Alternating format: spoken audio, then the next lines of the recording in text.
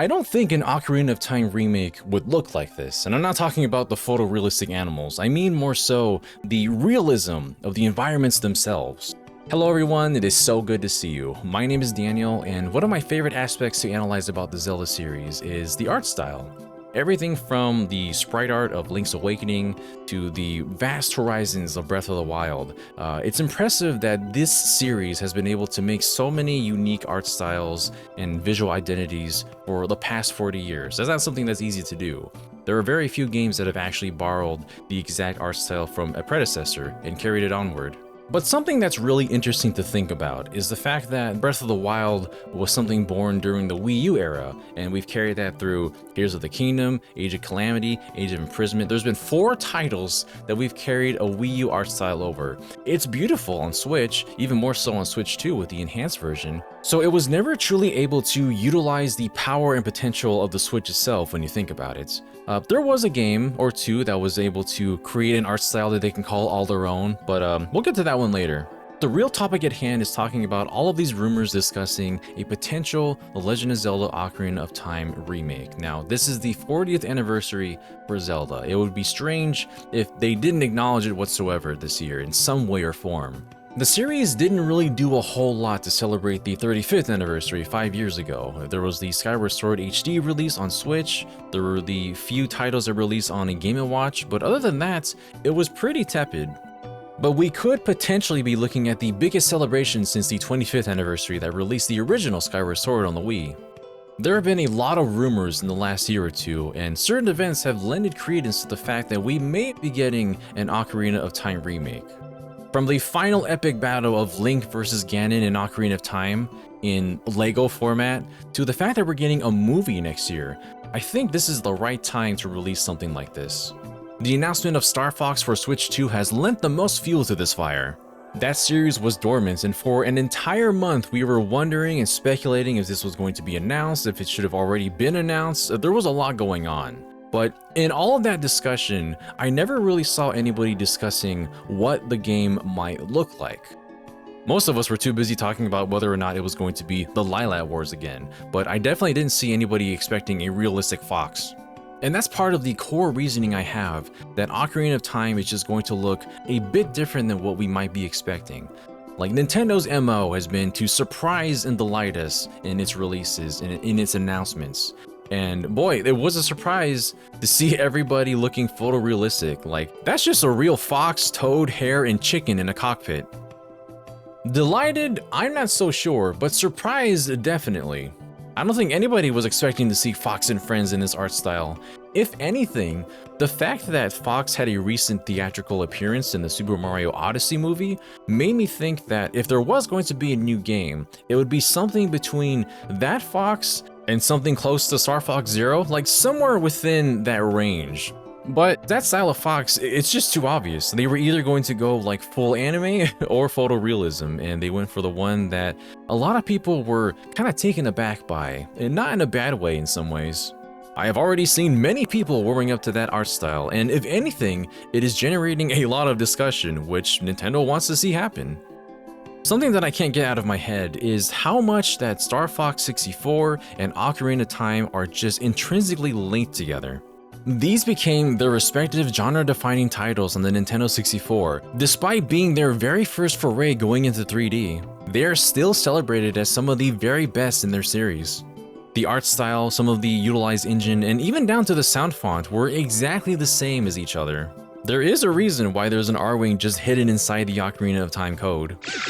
And then you have the stereoscopic 3D remasters on the 3DS. These two were released mere months from each other and essentially upscaled in the same way as each other as well. The exact definition for a remaster versus a remake is still a bit of a gray area, but I still consider these two to be remasters given how much they follow the original. And so here we are on the Switch 2 with the new Star Fox on the horizon, and how poetic would it be if, for the third time, these two games release alongside each other within the same year.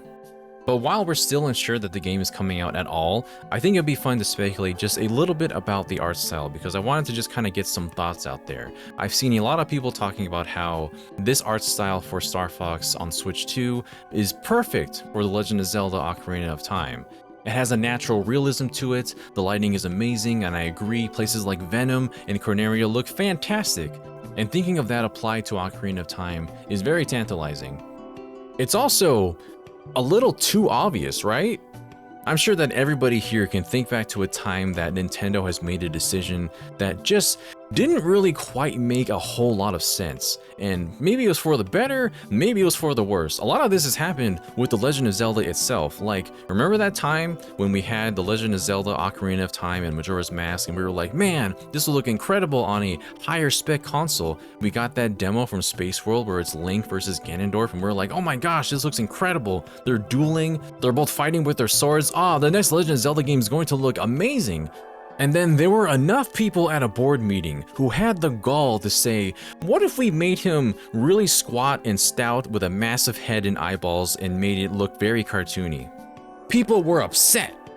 Obviously, this art style is very much beloved and one of our favorites in the franchise amongst the people that I know anyways. But at the time, people just were not happy with this, especially when they showed us what could be.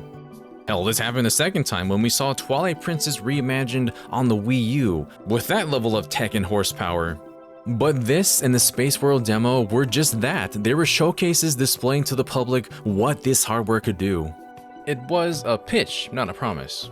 So we never got titles that looked like either of those two tech demos. For Space World Showcase, we got the Wind Waker. For Twilight Princesses on the Wii U, we got Breath of the Wild. And honestly, I'm happier with where we ended up. But the real question is, where are we going from here? I honestly don't think that we're going to see something that looks quite like what we've seen in the environments of Star Fox, because it just would make too much sense. It would be easy to anticipate that. It just seems like it would be too obvious, and that's exactly why they wouldn't do it. So it really kind of just depends if they're more focused on delighting than surprising. I feel like Ocarina of Time and Majora's Mask 3D aren't actually remakes. I think they're more so on the definition of remasters instead. Twilight Princess, Skyward Sword, and Wind Waker HD, like those are absolutely remasters, but they're kind of in the same vein as Ocarina of Time and Majora's Mask. Like I know Grezzo did their own magic with kind of reworking the textures and models and everything, but the framework and the coding, like everything still feels exactly like their originals, just in a faster frame rate. So I personally consider those two games to be remasters with enhanced graphics and quality of life improvements. By these definitions, I believe there is only one singular Legend of Zelda title in the last 40 years that has been truly remade from the ground up, and it's this little guy right here. Atop his giant head is upholding this entire theory that I think The Legend of Zelda Ocarina of Time remake, if it does exist out there somewhere in the world, is going to look entirely different than what we originally saw it as. Like, this game, Link's Awakening, was just a sprite-based game on the Game Boy Color. They took that, and instead of making the entire game again with the enhanced sprite art style, they created something entirely new. They created what looks like a little diorama art style. Like, they all look like little toys that you can play with. And somehow, it still works with the fact that the latter half of this game in tone gets a lot darker. Like, it's that contrast that works so well. You could say that they were applying the same design philosophy as the Wind Waker at the time. This game, it has two art styles within itself. The introduction and the ending cutscene are much more anime, where Link looks a lot more like what we're used to. But the entire playable game itself looks completely different, and it kind of makes more sense as you go along and learn the context of the story. I love how Star Fox and The Legend of Zelda are both going to have theatrical appearances within a year of each other. I think that might also play at least a small factor in what direction we're going with this series. Obviously, the animated style of Illumination is going to look much different than the live actors of the Legend of Zelda movie, but I think maybe that might be a reason why they want to separate. I don't truly know what the core Legend of Zelda team is capable of when it comes to a more photorealistic art style. And while I do think it would be cool to see Ocarina of Time in that light, I do want them to try something different. Definitely not the art style of Breath of the Wild. I think we need to move away from that after all these years. But what if, for example, it very closely followed the promotional art of this game instead, but at just a very high fidelity? I really love this very 90s feeling style of art, and I think it would be wonderful to see that adapted in this day and age. Do you remember the several volumes of manga that The Legend of Zelda released? I'm not saying it should look exactly like that, but what if it adapted more of a graphic novel style? Imagine a Zelda game that, while it is cel-shaded, has a lot more intense lighting and colors. I like to think back to how they handled the promotional art for Majora's Mask and how that had some very intense shadows. I would love to see a game where they have very dynamic coloring and lighting, but also like thick black outlines and pure black shadows. I look at some of the manga panels and I think to myself, well, maybe this is a little bit too goofy for the mood of the game, but that's the thing, like we're on the Switch too. We have the ability to give these characters so much more expressive animations and facial features and just a lot of things that were never possible on the N64, and we're seeing a lot of that being applied to Star Fox for Switch 2. So I think they would want to take advantage of that and push it as far as they possibly can. I want to see an art style that surprises people and make them unsure at first, but over time they start to warm up to it and think to myself, man, I don't think I could imagine this game any other way. Just like the Wind Waker and just like what we're seeing happen in real time with the new Star Fox. We have seen an entire year's worth of what this console is capable of, and I think they would want to take advantage of that and not just make something that everybody's expecting to see. But that's just my opinion. It's one that could age like a fine wine or a half-consumed bottle of Lon Lon milk that's been sitting in your inventory for like 6 hours. I really do hope that an Ocarina of Time remake is going to happen. Like, it makes the most sense this year for being the 40th anniversary and the perfect way to introduce people into The Legend of Zelda before the movie comes out less than a year from now. Star Fox needs its sibling. Like, this is the dynamic duo of some of the best games that Nintendo has ever created. And I think it would be so poetic if they were announced and released within the same year for the third time. I love how both The Legend of Zelda and Star Fox are allowed to pretty much have whatever creative freedom that they want. Like, as long as they play like the games we know and love, they can just go wild with their art direction. And not every series shares that kind of creative freedom. Like, I think a 3D Mario will probably always look like a 3D Mario, and a Metroid game will probably always look like Metroid. If we were to get a remake of Super Metroid, for example, it would either need to be very faithful to the art style of the original, or it's probably going to look like Metroid Dread or Metroid Samus Returns. At this point, that's just kind of what we expect. As long as the game plays very tight and fluidly, it can look like whatever it wants. It's apparently remake season. This is just another game I have on my wish list. But that's pretty much everything I had to say for now. What about yourself?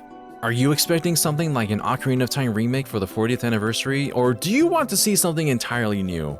I would love to know down below. In case you couldn't tell, I am highly anticipating this game. Did you get it? That was a Hylian joke. Yeah? No? Okay. Alright everybody, take care of yourself and thank you for watching. Till we meet again.